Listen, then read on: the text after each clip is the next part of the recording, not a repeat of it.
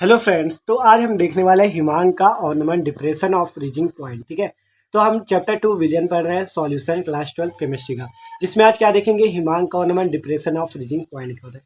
तो टॉपिक बहुत आसान है, एकदम आसानी से आपको चित्र सही समझाने वाला है और इससे बेस्ड एक न्यूमेरिकल भी सॉल्व करेंगे, जिससे टॉपिक आपके लिए एकदम आसान हो जाएगा। ठीक है, तो बहुत ज़्यादा आसानी से आपको समझाएंगे। तो चलिए वीडियो को लास्ट तक देखना, प्लीज़ वीडियो को स्किप मत करना, नहीं आपसे कुछ ना कुछ टॉपिक छूट जाएगा। ठीक है, तो बहुत ज़्यादा इंपॉर्टेंट पॉइंट बताएंगे। तो देखो, बात करते हैं हिमांक का ऑर्नामेंट। तो ऑर्नामेंट का तो मतलब होता है कमी, पहले नाम से ही समझ लो। ऑर्नामेंट का मतलब क्या होता है, कमी होता है। और हिमांक की बात करें तो हिमांक का होता है, इसकी बात करते हैं। ठीक है, तो हिमांक देखो, अगर आपका द्रव पदार्थ ठोस में बदलता है, अगर द्रव पदार्थ जो है जैसे पानी है और वो बर्फ में बदलती है, ठीक है, पानी आपका बर्फ में बदलता है, तो आपको पता है उसमें कोई ताप तो लगा होगा तभी तो बदला, कुछ ताप लगा होगा तब तो पानी बर्फ में बदला, ऐसे तो बदल नहीं जाएगा। तो वही ताप जो कहलाता है वही आपका फ्रीजिंग पॉइंट हिमांक कहलाता है। तो देखो परिभाषा पढ़ो, किसी द्रव का हिमांक वह तापमान है जिस पर द्रव का वाष्प दाब, मतलब जो द्रव है आपका, द्रव का वाष्प दाब उसकी ठोस अवस्था के वाष्प दाब के बराबर होता है। कौन सा, किसी द्रव का, द्रव है ठोस में बदल रहा है आपका, तो किसी द्रव का हिमांक क्या है, वह तापमान है, वही बताएगा, वह तापमान है जिस पर द्रव का वाष्प दाब उसकी ठोस अवस्था के वाष्प दाब के बराबर होता है। मतलब कि जो द्रव, जिस पर क्या होता है, द्रव अवस्था का जो वाष्प दाब होता है वो ठोस अवस्था के वाष्प दाब के बराबर, अर्थात द्रव से ठोस बदलता है, उसे हिमांक कहते हैं। ठीक है, और तापमान जो उस पर लगता है वही आपका हिमांक कहलाता है, फ्रीजिंग पॉइंट कहलाता है। ठीक है, तो किसी द्रव का हिमांक वह तापमान है जिस पर द्रव का वाष्प दाब उसकी ठोस अवस्था के वाष्प दाब के बराबर हो। ठीक है, तो बात हो गई ये हिमांक की। आप बात करते हैं हिमांक में ऑर्नामेंट क्या होता है, ये भी बहुत इंपॉर्टेंट है। तो चलो देखते हैं हिमांक में ऑर्नामेंट। तो अब उससे पहले आप क्या करो, इसका चित्र समझ लो। तो देखो, अभी आपको इसमें दिया गया है, ये है आपका शुद्ध विलायक और इसमें विलयन बना दिया गया आवासशील विलय की मात्रा मिलाकर। अभी ये केवल विलायक, इसमें कुछ नहीं मिला, अब इसमें हम आवासशील विलय मिला दे रहे हैं। इसमें क्या मिला दे रहे हैं, आवासशील विलय। ठीक है, जिसके अणु करते क्या है, इसको वाष्पित नहीं होने देते। अभी देखो शुद्ध विलायक जो है ये आसानी से यहाँ पर वाष्पित हो रहा था। ठीक है, आसानी से वाष्पित हो रहा था, लेकिन जब ये आपका विलयन बनेगा, आवासशील विलय बनेगा, तो क्या होगा, आवासशील विलय इसमें मिलेगा, तो ये जो विलय, ये आपका विलय के कारण ये इसको सही से वाष्पित नहीं होने देंगे, मतलब कम वाष्पन होगा। इसमें वाष्प दाब ज़्यादा था, इसमें आराम से वाष्पित हो रहे थे, लेकिन आपका इसमें वाष्पन कम होगा, वाष्पित नहीं हो पाएंगे। ठीक है, तो आपको क्या पता चला इससे, अगर हम इसका शुद्ध विलायक का वाष्प दाब P0 से माने तो P0, अगर आपने हिमांक में ऑर्नामेंट, वो सॉरी वाष्प दाब में ऑर्नामेंट वाला वीडियो देखा तो आपको ये बहुत अच्छे समझ में आने वाला है। ठीक है, तो देखो इसमें क्या, ये जो P0 है इसमें P0 हो गया, अगर हम विलियन वाला मान ले क्या P, तो यहाँ पर से हम क्या लिख सकते हैं, P0 is greater than P। क्यों लिखा, क्योंकि देखो इस ग्रेटर देन का मतलब क्या होता है कि जिस तरफ इसका ये मुंह होता है वो मतलब बड़ा, तो बड़ा कौन है, P0, मतलब विलियन का वाष्प दाब बड़ा है। तो यहाँ से हमें क्या पता चला, P0 is greater than P।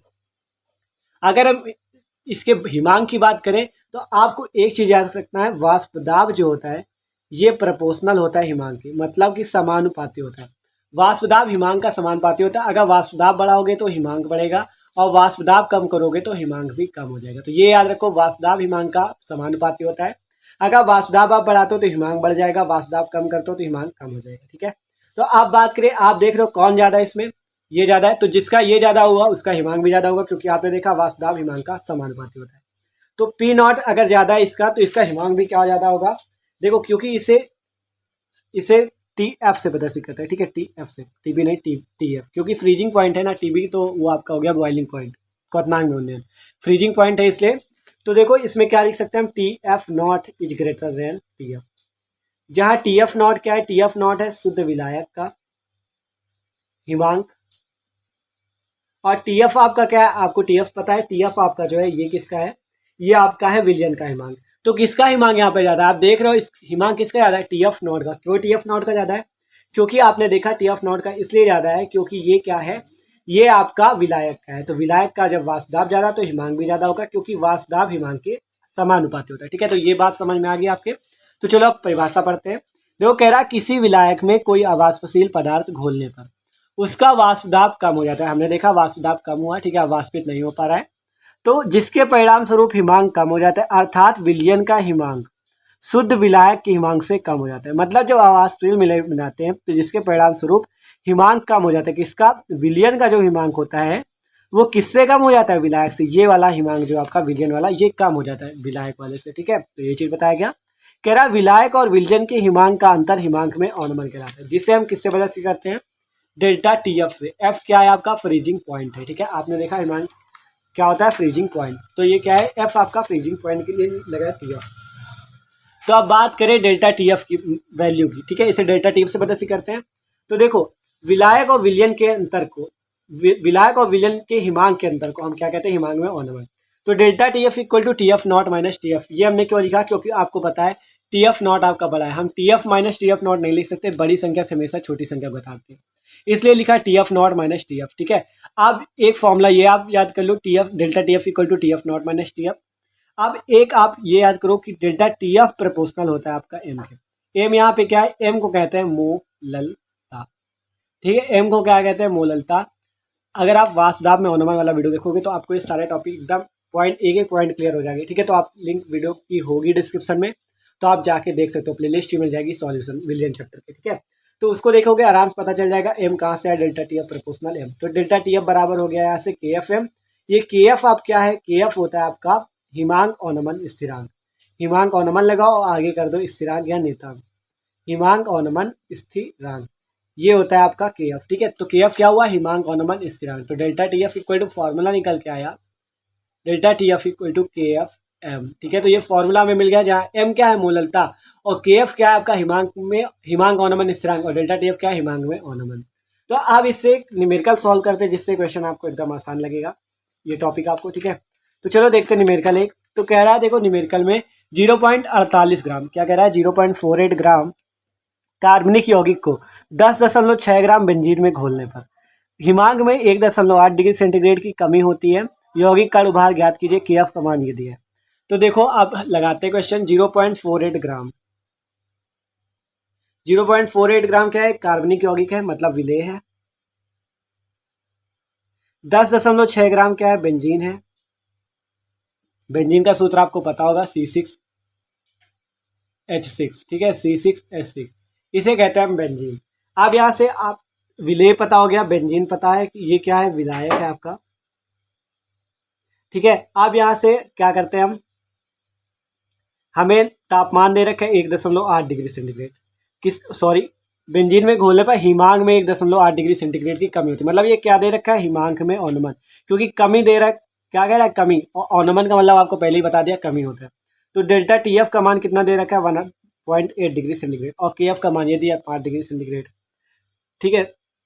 के एफ का 5 डिग्री सेंटीग्रेड मोलल इनवर्स, ये होता है मात्रक इसका, ठीक है। के एफ का 5 डिग्री सेंटीग्रेड और मोलल इनवर्स। अब हम ज्ञात क्या करना है, अणुभार, मतलब अणुभार ज्ञात करना है इस विलेय का, कार्बनिक यौगिक का। तो क्या करते हैं, फॉर्मूला लगाते हैं, delta T F equal to K F M. अब एम का फॉर्मूला आपको पता होगा, मोललता वाला, अगर वीडियो देखा तो आपको पता होगा। मोललता बराबर होता है विलेय के मोल बटा विलायक का भार किलोग्राम में। अगर आप ग्राम में लिखते हो तो ऊपर करना पड़ता है 1000 का गुणा, ठीक है। विलेय के मोल बटा विलायक का भार ग्राम में, ऊपर करना पड़ता है 1000 का गुणा। तो देखो डेल्टा टी एफ का मान रखो यहाँ 1.8, के एफ का मान 5 डिग्री सेंटीग्रेड, मोलल इनवर्स 5 हो गया। एम का मान विलेय के मोल, मोल लिखो, बटा भार क्या है विलायक का, विलायक का भार ये दे रखा है 10.6 ग्राम, 10.6 ग्राम रखा, ग्राम में दिया है। जब ग्राम में होता है तो ऊपर क्या करते हैं, 1000 का गुणा, 1000 का गुणा कर दिया, कोई दिक्कत नहीं आता।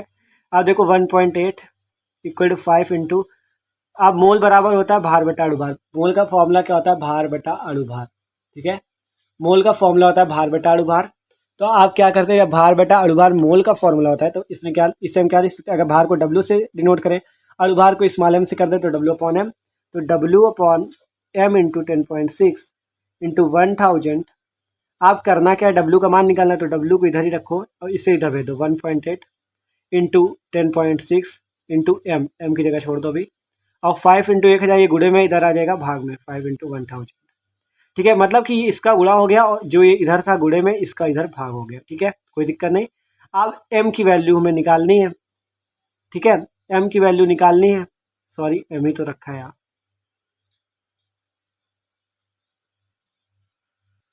सॉरी, तो देखो गलत हो गया, क्या कर दिया हमने, हमें तो मान निकालना है एम का ना, तो हम क्या करेंगे, यहाँ पे एम को यही रोक लेंगे, एम को इधर भेज दो और जो एक 1.8 है इसे इधर भेज दो। 5 इंटू डब्ल्यू का मान कहाँ है, डब्ल्यू विलेय का भार, विलेय का भार आपको 0.48 ग्राम दिया है, तो लिख लो 0.48 अपॉन, अपॉन में क्या लिखेंगे यहाँ पे 5 इंटू 1000 है, तो 5 इंटू 1000, ठीक है।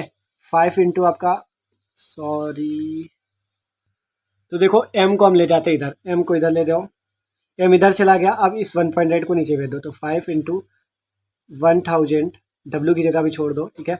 एम इधर चला गया, ये 1.8 नीचे आ गया, 1.8 इंटू 10.6, ठीक है, कोई दिक्कत नहीं, 10.6 वही है, केवल ये 1.8 आपका इधर आ गया और एम उधर चला गया, बस, ठीक है। अब डब्ल्यू की वैल्यू रख लो, डब्ल्यू की वैल्यू कहाँ है, ये 0.48 ग्राम, 0.48 ग्राम रख लो। अब बस करना क्या, आपको इसे सॉल्व करना है। 5 इंटू 0.48 ग्राम इंटू 1000 बटा 1.8 इंटू 10.6। अब जब आप इसे सॉल्व करोगे तो इसका जो आंसर आएगा जाके वो आएगा आपका m इक्वल टू 125.8, ठीक है। तो ये आएगा जाके, ये आएगा आपका कार्बनिक यौगिक का अणुभार। तो आप इसे सॉल्व कर सकते हो, आसानी से सॉल्व कर लेना, ठीक है। 125.8 आंसर आएगा। तो कुछ नहीं था, बस यहाँ पे कैलकुलेशन थी, तो इसमें थोड़ा गड़बड़ हो गया, ठीक है। तो इसे देख लेना, कैलकुलेशन थी इसमें, एम को इधर भेजना है, 1.8 नीचे आ जाएगा, डब्ल्यू मान रख लेना, पूरा क्वेश्चन सॉल्व। तो देख सकते हो कैसे डेल्टा टी एफ बराबर के एफ एम वाला फॉर्मूला लगा के हमने क्या कर दिया, पूरा क्वेश्चन सॉल्व कर लिया, ठीक है, के एफ एम वाला फॉर्मूला लगा के। तो देख सकते हो भाई कितना ज़्यादा आसान टॉपिक था हिमांक में अनुमान वाला आपका, ठीक है। तो भाई अगर वीडियो थोड़ा सा भी अच्छा लगा तो प्लीज़ वीडियो को लाइक जरूर कर दीजिएगा। Okay, thanks for watching this video.